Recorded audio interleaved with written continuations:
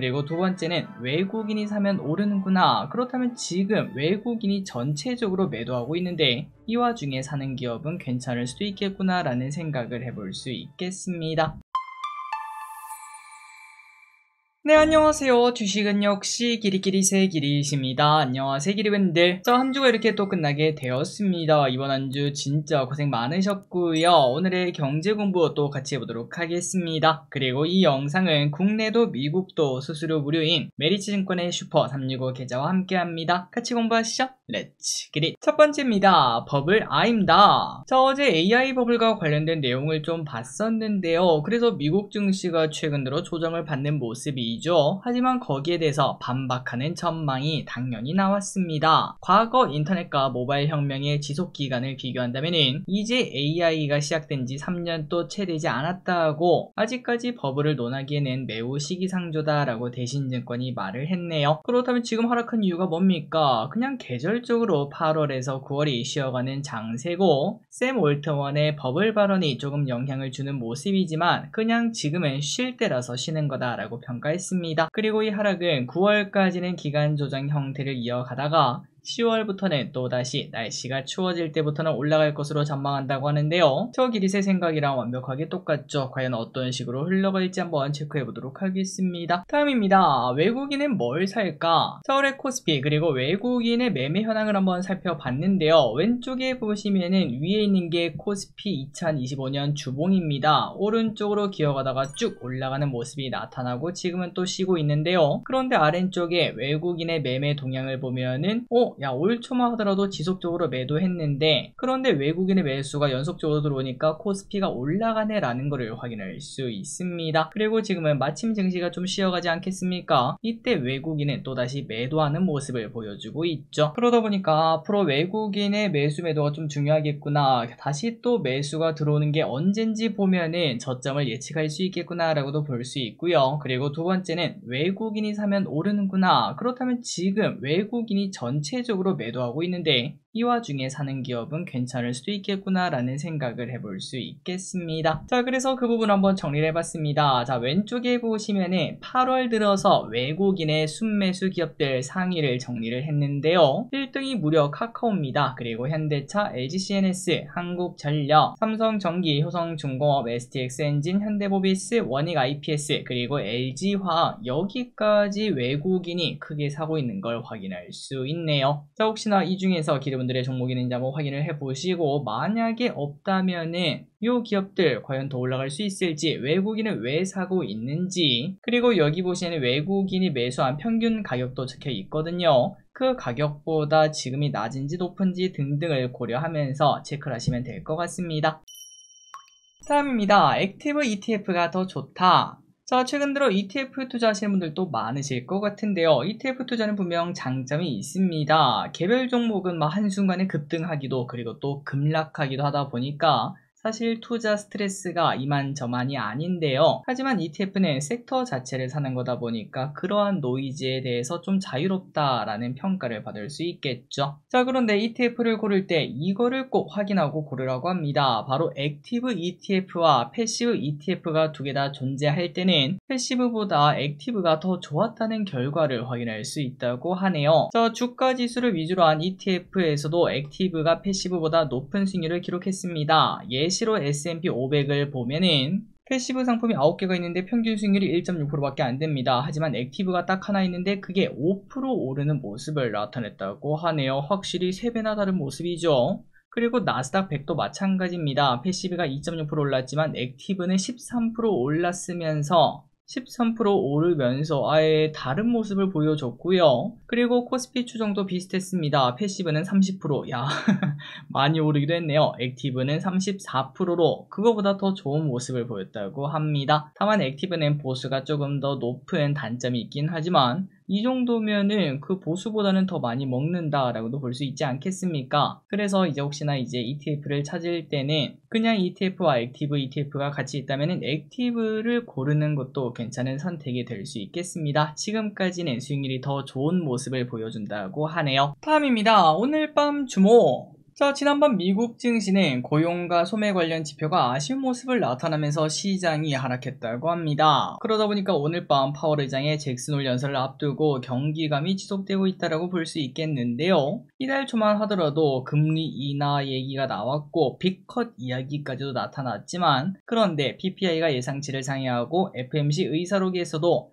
금리 동결 이야기가 계속 나타나며 분위기가 확실히 바뀌고 있습니다. 그러다 보니까 미국 증시도 조정을 받고 우리나라 금리 인하 수혜 기대감이 있었던 바이오가 오히려 최근 들어 하락하는 모습이죠. 자, 이런 상황에서 파월이 어떤 말을 할지는 매우 중요할 것 같습니다. 시장의 관심이 오늘 저녁에 확 쏠릴 것 같은데 아무래도 매파적 발언을 할 것이라는 예상이 많더라고요. 과연 어떤 이야기가 나타날지. 그런데 개인적으로는 이미 어느 정도 시장에 반영이 되었다고 생각해서 예상대로 매파적 발언이 나온다고 하더라도 그 충격은 제한적일 것이며, 만약에 혹시나 비둘기로 돌아선다면은 이거는 좀 먹을 게 좀 크지 않나, 이런 생각도 살짝은 듭니다. 오늘 밤 한번 지켜보도록 할게요. 다음입니다. 중국 증시 이제 시작이다. 최근 중국 증시가 좋은 모습을 나타내고 있습니다. 아셨나요? 상해 종합 지수는 왼쪽에 보시다시피 3770을 돌파하며 10년 만에 최고치를 기록하고 있습니다. 중국의 분위기가 달라요. 그리고 저는 올해 초부터 계속 말씀드렸다시피 미국에서 앞으로 계속 돈이 빠져나가고 한국과 중국으로 돈이 흘러올 것으로 생각하고 있는데요. 신한증권에서도 중국의 이러한 상승이 단순 반등이 아니라 구조적 강세장으로 바뀌는 과정이다, 이러한 전망을 꺼내고 있습니다. 자, 그렇다면 중국 증시가 이렇게 오르고 있는 이유, 그리고 앞으로 더 오를 이유가 뭐냐라고 봤더니 바로 저금리 때문에 그렇습니다.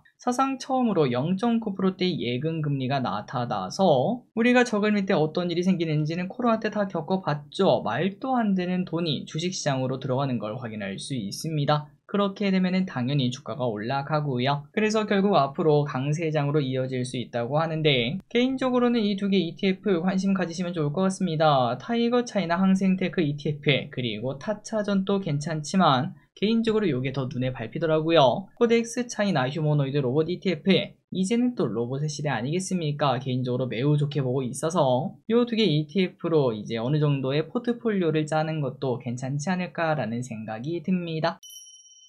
다음입니다. 러시아 측 평화협상 조건. 자, 러시아 측에서 평화협상을 위한 종전 조건으로 동부에 위치한 돈바스 지역을 전체 할양하고 나토 가입 포기, 이런 것들을 요구를 했다고 합니다. 영토 같은 경우는 원래는 남부의 자포리자, 헤르손주 등 4개 주까지 요구를 했었지만 한 발짝 뒤로 물러선 모습을 나타냈다고 하는데요. 하지만 우크라이나 입장에서 돈바스는 러시아의 추가 진격을 막는 요새이며 동부 철수는 국가 생존을 포기하는 것과 마찬가지인 입장이라서 사실상 이러한 조건은 그냥 받지 못할 조건을 이제 러시아가 제시한 게 아니냐, 이러한 평가가 나타난다고 합니다. 그렇다면 그 이유가 뭐냐? 바로 트럼프 때문이죠. 트럼프가 지속적으로 이제 타협을 해라 라고 말을 하고 있는데, 아직까지 타협을 하기 싫다 보니까 그러면 너희가 거절할 수밖에 없는 제안을 하겠다, 이런 전략이 아닌가라는 평가가 나타난다고 합니다. 다음입니다. 오늘 상장한 주식이 있습니다. 바로 에드포러스. 자, 오늘 에드포러스라는 기업이 신규 상장했습니다. 에드포러스는 구글의 파트너사로 모바일 광고 플랫폼 기업이라고 하는데요. 신형 스펙이랑 합병을 통해서 코스닥에 상장했고, 오늘 왼쪽의 주가를 보니까 조금 출렁거림이 심한 걸 확인할 수 있습니다. 앞으로 좋은 주식이 되었으면 좋겠네요.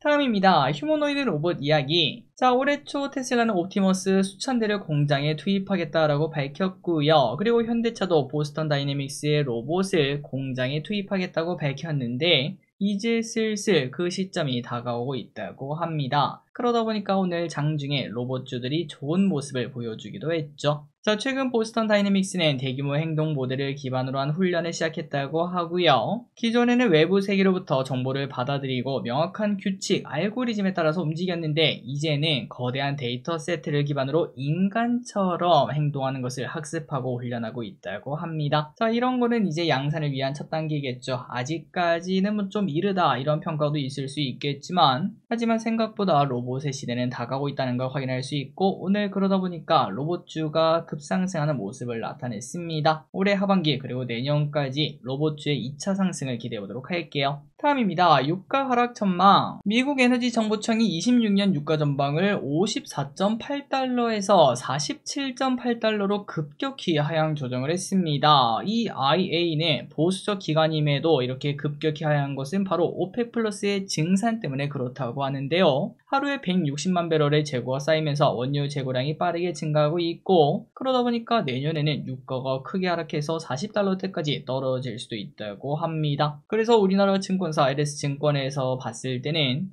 이거 좀 과도한 것 같긴 한데 그럼에도 50달러까지는 충분히 하락할 수 있어요 라는 평가를 내렸다고 합니다. 그렇다면 유가가 하락할 때 수혜를 보는 항공, 해운, 석유화학, 소비재 이러한 친구들의 관심이 있다면 체크할 필요가 있겠네요. 다음입니다. 전력 용량 앞으로 2배 필요하다. 자, 트럼프가 AI 산업의 경쟁력을 유지하기 위해서 전력 용량을 2배로 늘릴 필요가 있다라고 말을 했습니다. 이건 뭐 우리가 예전부터 계속 봤던 내용이죠. 또한 자신들의 전력망은 노후화되어 있고 현재의 전력 용량으로는 중국 AI와 경쟁할 수 없다 이렇게 말을 했다고 합니다. 자, 그러자 얼마 전에 철강, 알루미늄 이야기 때문에 관세 때문에 하락했던 전력 설비, 전선 관련주가 일제히 또다시 상승하는 모습인데요. 특히 한미 정상회담을 앞두고 있다 보니까 협력에 대한 기대감도 이를 자극하고 있습니다. 전력 설비는 진짜 네버다이네요.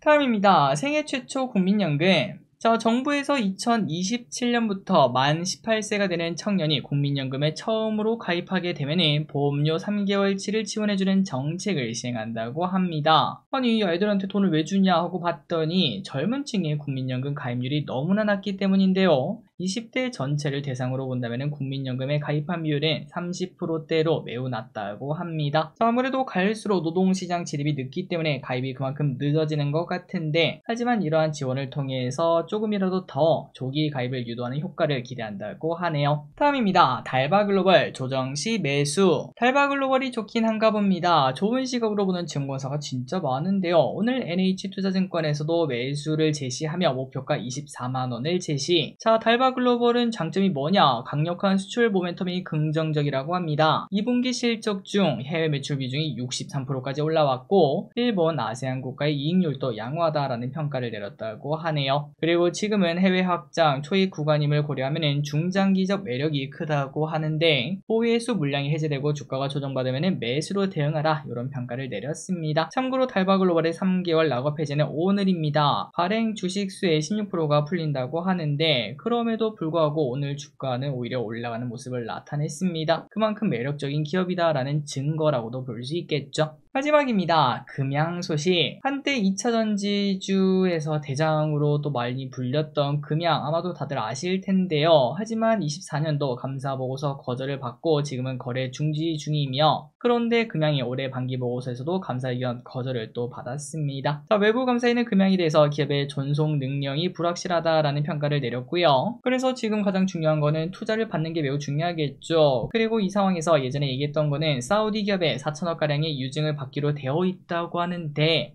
하지만 그 지급기한이 기존 8월 2일에서 미뤄진 9월 3일로 바뀌게 되었다고 합니다. 보통 이제 이런 거 밀리기 시작하면 뭔가 좀 세야지 않겠습니까? 그래서 이제 불안감이 계속 나타나는 와중에, 그런데 해당 사우디 기업은 신생 법인이고요. 또한 자본금도 1억 원밖에 안 되는데 4천억을 주나? 라는 생각이 나타나고 있다고 해요. 그러다 보니까 금양 주주분들의 현재 걱정이 많다고 합니다. 자, 오늘의 공부 여기까지 끝났습니다. 항상의 가치 공부에서 진심으로 감사합니다. 지금까지 길이셨습니다. 빠이요.